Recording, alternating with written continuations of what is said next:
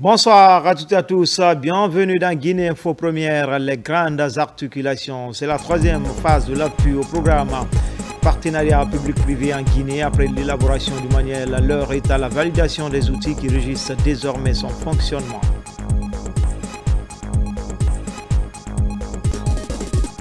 Et puis la Guinée a célébré ce 11 novembre le 106e anniversaire de l'armistice. La hiérarchie militaire à travers la Direction générale des pensions et anciens combattants a mis l'occasion à profit pour célébrer les sacrifices consentis par nos dévanciers. Reconnaissance des actions du CNRD, les citoyens de Kissidougou passent par le Saint-Coran pour implorer la grâce divine pour une paix durable en Guinée. Au cours de cette cérémonie religieuse, les engagements ont été pris pour maintenir la cohésion sociale dans la cité de Kissi-Kaba Keita. Voilà pour le sommaire. Encore une fois, bonsoir à tous. Comme annoncé dans les titres, c'est la troisième phase de l'appui au programme partenariat public-privé en Guinée après l'élaboration du manuel. L'heure est à la validation des outils qui régissent désormais son fonctionnement. Le programme est soutenu par la Banque mondiale à travers sa filiale, la Société financière internationale. Explication, Gassama Mamadi.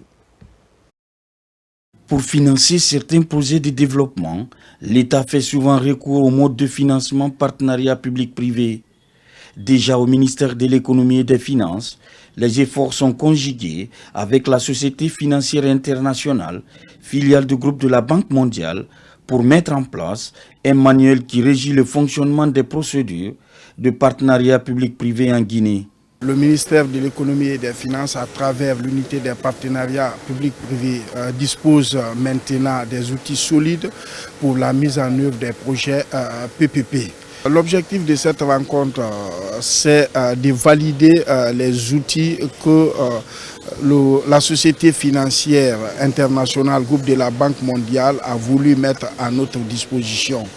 Et ces outils vont vraiment nous aider, comme je viens de le dire, à non seulement qualifier notre travail, mais aussi aider le financement des projets publics par le secteur privé.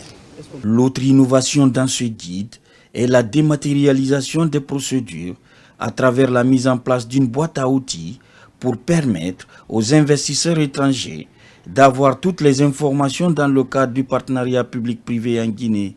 Le partenariat public et privé est un outil par excellence gagnant-gagnant qui peut permettre d'atteindre la vision du CNRD qui consiste à développer notre pays. L'ensemble de ces outils-là doivent être accompagnés et soutenus par un capital immense solide. D'où l'objet de cet atelier, valider le manuel des unités PPP et former les cadres impliqués dans le processus de développement. Ce guide, une fois validé, sera implémenté sur le site du ministère de l'économie et des finances, suivi des remises à niveau des autorités contractantes. À l'Université générale Lansana Conté de Sonfonia s'est tenu récemment un colloque sur la langue arabe. Pendant 2 jours, enseignants, chercheurs du monde islamique débattent de la thématique l'avenir de l'enseignement de la langue arabe au supérieur, défis, problématiques et solutions étaient au cœur des échanges. Le colloque a regroupé des éminences grises de la sous-région dans ce domaine. Marwan Kamara, Aboubakar Sidiki Souma. Durant 2 jours, l'enseignement supérieur de la langue arabe en Afrique de l'Ouest est à l'honneur à l'Université générale Lansana Conté de Sonfonia. Des enseignants-chercheurs venus de la sous-région et de la France, ainsi que des étudiants sont réunis autour de cette thématique. Objectif, contribuer à l'amélioration de la langue arabe pour suivre le rythme des changements dans tous les domaines. Le titre nous dit l'avenir de l'enseignement franco-arabe en Guinée. Ici, j'ai profité de l'occasion d'inviter nos encadreurs, les professeurs-chercheurs, à changer le système de l'enseignement franco-arabe. Produire des cadres imams. La langue arabe ne s'enseigne pas dans la problématique visée comme simplement une langue de théologie, mais une langue de la science, de la culture au service du développement. De ce point de vue, ça a la même valeur que les autres langues de communication scientifique et culturelle. Ce colloque international est piloté par la chaire de l'ICESCO pour la recherche et le renouveau pédagogique en collaboration avec le département langue et civilisation arabe. Il permet de développer les approches, méthodes et moyens d'enseignement de la langue arabe en Afrique de l'Ouest. Vous allez comprendre que les résolutions que nous allons présenter à la fin de ce colloque, ce seront les résolutions qui touchent réellement les mots qui gangrènent l'enseignement de la langue arabe au supérieur à la République de Guinée d'une manière particulière et en Afrique d'une manière générale. C'est un engagement que nous avons pris en faveur de l'enseignement supérieur arabe en Afrique. Et c'est un engagement que nous sommes venus ici renouveler, apporter notre soutien au peuple de l'Afrique de l'Ouest en général. Au cours de ces 2 jours de réflexion multidimensionnelle, un ensemble d'axes seront définis se rapportant à l'arabe en lien avec son histoire et sa destinée. L'occasion est aussi mise à profit pour décerner des satisfecits aux promoteurs de la langue arabe en Guinée et dans la sous-région. En province, à Mamou également, la pédagogie dans l'enseignement de la langue arabe est en débat. Des efforts se multiplient pour offrir une formation de qualité aux apprenants, acteurs et partenaires du système éducatif comptent relever ce défi. L'Université générale Lansana Conté de Sonfonie a appuyé le processus. RTG Mamou, Mamadou Pati Baldi. En Guinée, les enseignants des écoles franco-arabes du pays n'ont pas la parfaite maîtrise des règles de la pédagogie dans l'enseignement arabe, ce qui entraîne un faible niveau des apprenants dans les salles de classe. Pour inverser la tendance, l'ISESCO, en partenariat avec la fondation Amidan Bon Rachid Al Maktoum pour les études médicales et pédagogiques, donne des cours de pédagogie aux enseignants de certaines écoles franco-arabes de Mamou. ISESCO, avec la fondation Hamdan, s'inscrivent dans cette logique. Faire cet atelier de formation en matière de la pédagogie d'enseignement. Les plus vieux dans ce sens-là viennent de parler de l'enseignement, la qualité, comment on doit avoir la qualité de l'enseignement pour les anciens. Ça fait partie des belles initiatives du CNRD. Donc je demanderai aux enseignants de saisir cette opportunité et de suivre convenablement puisqu'il s'agit de leur métier technique d'enseignement de la langue arabe. Initié dans le cadre de la recherche et le renouveau pédagogique de l'Université générale Lansana Conté de Sonfonia, cette formation est une opportunité pour ces enseignants de faire une remise à niveau dans l'enseignement-apprentissage de la langue arabe afin de soutenir le système éducatif guinéen. C'est surtout pour apprendre comment enseigner les élèves pour qu'ils comprennent les notions scientifiques, surtout en rapport avec le niveau de développement scientifique, comme les technologies de l'information et de la communication. La langue arabe est une langue comme la langue russe, la langue chinoise, la langue française qu'on peut leur pousser pour apprendre à connaître davantage d'autres spécialités comme la médecine, comme la physique, comme les mathématiques. L'ambition de la chaire de l'ISESCO est d'être au cœur de la formation des cadres enseignants en franco-arabe et la valorisation de la recherche scientifique en vue d'améliorer la qualité de l'enseignement arabe dans les salles de classe. L'actualité, c'est aussi le barreau de Guinée qui a lancé les activités de sa rentrée solennelle. Elle est marquée par une formation réunissant avocats guinéens étrangers. Plus d'une dizaine de délégations internationales sont déjà à Conakry, transformant la capitale en un carrefour de personnalités du droit et du monde des affaires. Les échanges vont porter sur les droits de l'homme et la promotion d'un climat des affaires propice aux investissements. Thierno Younoussaba. Le barreau de Guinée est des segments incontournables de l'appareil judiciaire. Compte tenu de son importance dans l'édification de l'état des droits, la corporation organise sa rentrée solennelle à l'image des magistrats. Ce moment est dédié à la présentation du métier d'avocat et de son rôle dans le jeu démocratique. À cette occasion, une série d'activités est initiée. Elle commence par cette formation. De nombreuses thématiques sont développées par des avocats et universitaires de renom, des avocats guinéens et étrangers venus des pays de tradition francophone. Au regard de la qualité des participants et de l'engagement de tous, je suis persuadé que les enseignements pertinents qui sortiront de cette session nous permettront à chacun de nous de jouer sa partition pour le rayonnement des droits dans notre pays. Près d'une vingtaine de pays a déjà répondu à l'invitation du barreau de Guinée. Il s'agit d'un espace d'échange scientifique et de partage d'expériences entre les avocats, les ordres professionnels, les magistrats, le milieu des affaires et les universitaires. Ce moment revêt une importance particulière car il symbolise le renouvellement de notre engagement envers notre profession, la justice et la société que nous avons pour mission de servir. Il constitue également une précieuse opportunité de rappeler les raisons qui nous ont conduits à embrasser cette voie exigeante mais exaltante, celle de défendre les droits fondamentaux, de garantir l'équité et de porter la voix de ce que l'injustice réduit au silence. Vous avez choisi comme thème le droit comme instrument de sécurité des personnes et de développement des entreprises. Nul doute que le choix de ce thème exprime le souci constant du barreau et de chacun de ses membres que le droit occupe et continue d'occuper une place centrale dans nos sociétés en développement.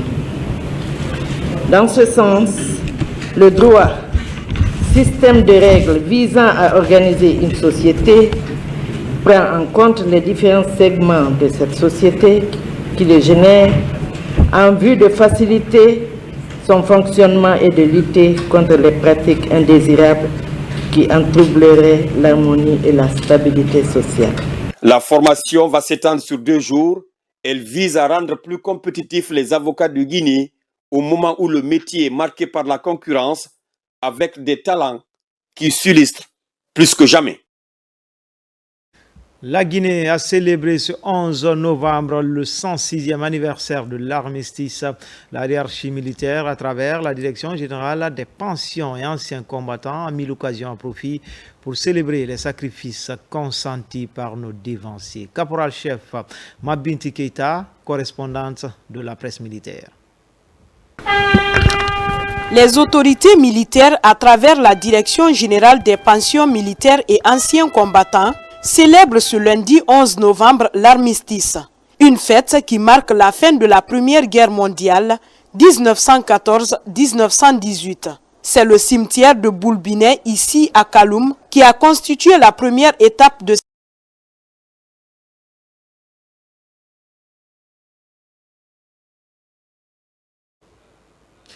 Quelques soucis techniques avec cet élément. Un atelier de couture entièrement équipé a été remis ce mercredi à un groupe de jeunes rapatriés dans le quartier Koloma Solo Primo. C'est une action de la Direction générale du Fonds d'assistance aux Guinéens rapatriés destinée à soutenir la réinsertion socio-économique de ces jeunes et une opportunité d'autonomisation. Ils bénéficient désormais d'un outil concret pour se reconstruire. Makeme Donzo.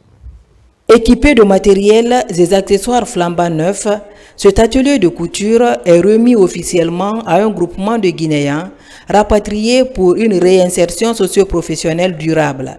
Cette robe est un séduisant petit jet pour montrer leurs compétences aux donateurs, mais aussi aux futurs clients. Je suis très heureuse et très contente. Je suis trop fière de la personne que je suis devenue aujourd'hui.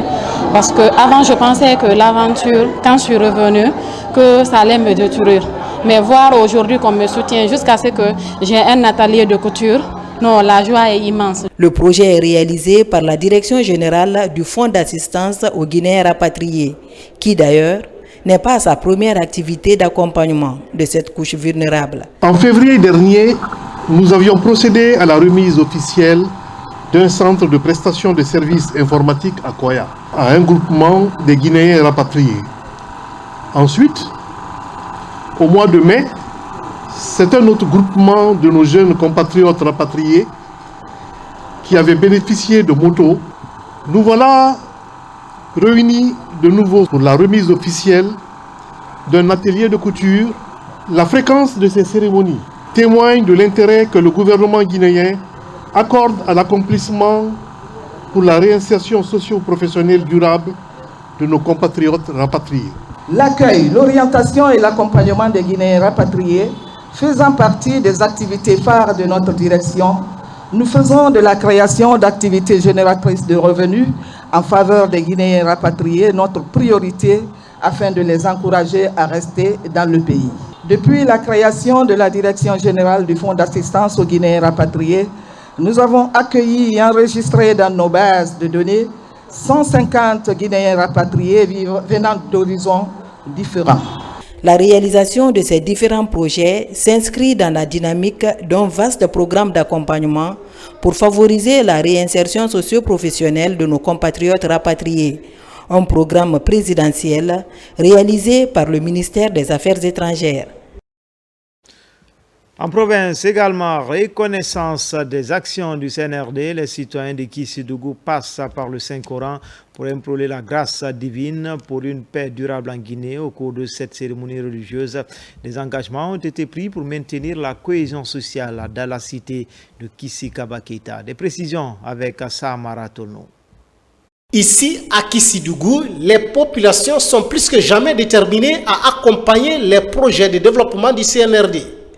Sur initiative du mouvement patriotique pour la culture de la paix, le Coran est lu plusieurs fois pour la santé du président de la République et la cohésion sociale. Cette grandiose cérémonie est une manière éloquente de démontrer à l'opinion nationale et internationale que la population de Kissidougou dans sa généralité soutient toute action à 100% en faveur du CNRD et toute autre action en faveur de la paix et de la quiétude sociale. Depuis le 5 septembre 2021, la préfecture de Kissidougou est devenue l'un des plus grands bastions de soutien des œuvres du CNRD. À cette cérémonie de lecture du Saint-Coran, ici au quartier Yassafé, dans la commune urbaine, cet engagement est encore renouvelé au président de la République, le général Mamadi Doumbouya. Nous avons pris l'engagement devant Dieu et que Dieu guide nos pas dans le soutien total du CNRD et du président général Mamadi Doumbouya. Ce que monsieur le président fait,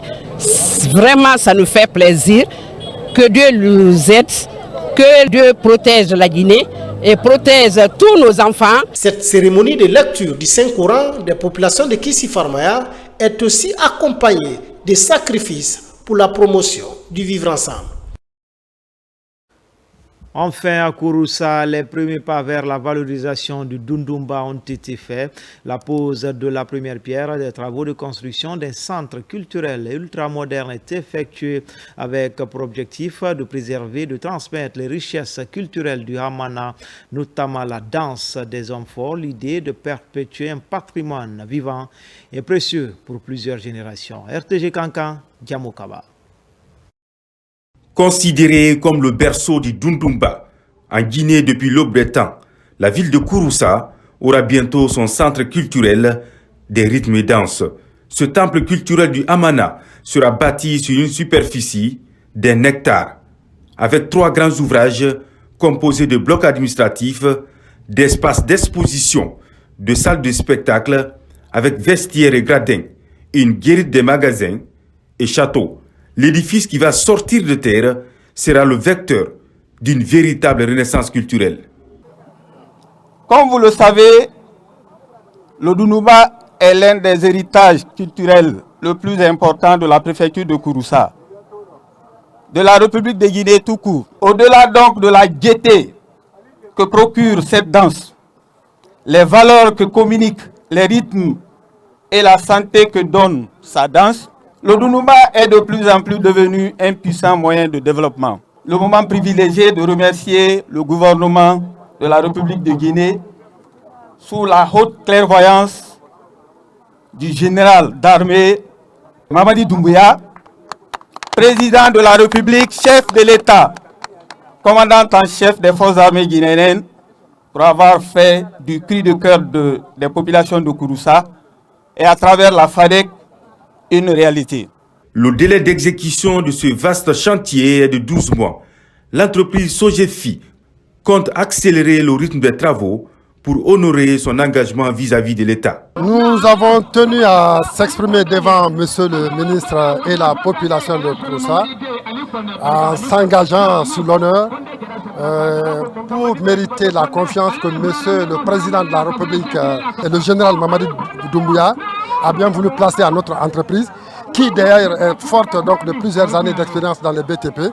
Donc ce qui veut dire que le délai contractuel sera scrupuleusement respecté. Depuis l'avènement du CNRD, le monde culturel guinéen est en réelle mutation. Un engagement du président de la République, général Mamadi Doumbouya, pour faire de la culture une poste de recettes et un tremplin contre le chômage. En prenant la parole ici, sur ce site, qui verra pousser dans les jours à venir, dans les semaines à venir, dans les mois à venir, une belle infrastructure dédiée à la promotion des rythmes et danses de Amana Kouroussa, à travers un important, je dirais majestueux centre culturel.